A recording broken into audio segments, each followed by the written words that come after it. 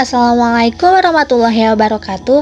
Halo teman-teman semua, perkenalkan nama saya Erdelima Putri Komara. Saya dari kelas 9J dan di sini saya akan menjelaskan materi dari bab 10 tentang menyayangi binatang dalam syariat penyembelihan. Nah, pertama-tama mari kita awali dengan membaca Bismillahirrahmanirrahim.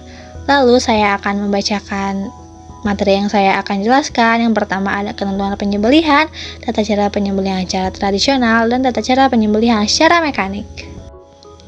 Nah, yang pertama ada ketentuan penyembelihan hewan. Tahukah kalian mengapa hewan yang akan kita konsumsi harus disembelih terlebih dahulu? Islam mengajarkan setiap hewan yang akan dikonsumsi harus disembelih sesuai ketentuan syariat. Namun, perlu kalian ketahui ada dua jenis hewan yang halal dikonsumsi tanpa disembelih terlebih dahulu, yaitu ikan dan belalang.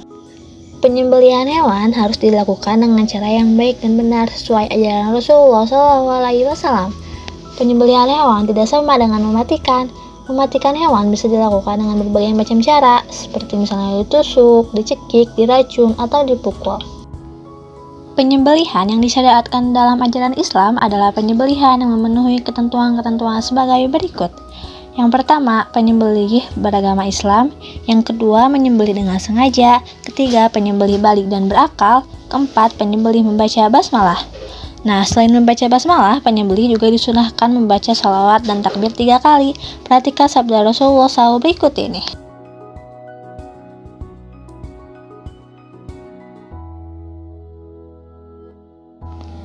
Nah, sedangkan ketentuan hewan yang akan disembelih yang pertama adalah hewan dalam keadaan masih hidup. Nah, tidak sah hukumnya menyembelih hewan yang sudah mati. Adapun hewan yang sakit, tercekik, terpukul, terjatuh, ditanduk oleh binatang lain atau yang diserang binatang buas, apabila kita mendapatkannya hampir mati, lalu kita sempat menyembelihnya sebelum matinya, maka hewan itu boleh dimakan. Ketentuan kedua, hewan tersebut termasuk hewan yang halal. Hewan yang haram dikonsumsi seperti katak, babi, anjing, dan sebagainya tidak sah disembelih. Alatnya pun harus memenuhi ketentuan-ketentuan sebagai berikut ini. Yang pertama, alat yang digunakan tajam dan dapat melukai. Yang kedua, alat tersebut tidak terbuat dari tulang, kuku, atau gigi. Yang ketiga, alat yang digunakan boleh terbuat dari baja, besi, bambu, atau apa saja yang bisa tajam. Ketentuan menyembelihnya, penyembelihan dilakukan pada urat leher sampai terputus saluran makanan, pernapasan, dan 2 urat lehernya. Lalu pada waktu menyembelih hewan, orang yang menyembelih harus memastikan bahwa ia sudah memutuskan bagian-bagian seperti tenggorokan, saluran makanan, 2 urat leher yang ada di sekitar tenggorokan. Nah, bila ketiga bagian tersebut sudah putus, maka penyembelihan menjadi sah. Yang kedua, saya akan menjelaskan tata cara menyembelih hewan. Nah, cara menyembelih hewan ada 2 macam, yaitu menyembelih secara tradisional dan menyembelih secara mekanik.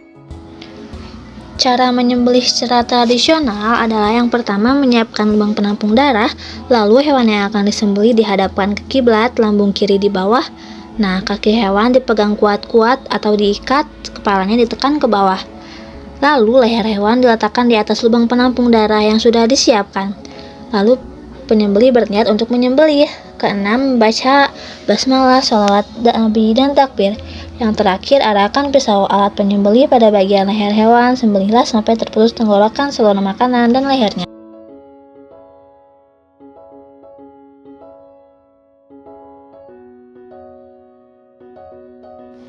Penyembelihan mekanik dilakukan agar penyembelih bisa lebih cepat. Penyembelihan seperti ini biasanya dilakukan di tempat khusus penyembelihan hewan. Adapun tata cara penyembelihan secara mekanik adalah yang pertama, pastikan mesin pemotong hewan sudah menyala. Yang kedua, siapkan hewan yang akan disembelih. Yang ketiga, penyembelih berniat untuk menyembelih. Yang keempat, membaca basmalah, sholawat Nabi, dan takbir 3 kali. Yang kelima, masukkan hewan ke dalam mesin pemotong. Lalu, bagaimanakah hukum mengonsumsi daging hewan hasil berburu? Nah, hukumnya halal apabila ketika akan berburu membaca asma Allah Subhanahu wa Ta'ala. Berburu hewan liar seperti rusa atau kijang dilakukan dengan cara melukai bagian tubuh mana saja yang dapat mengalirkan darah dan menjadikannya mati.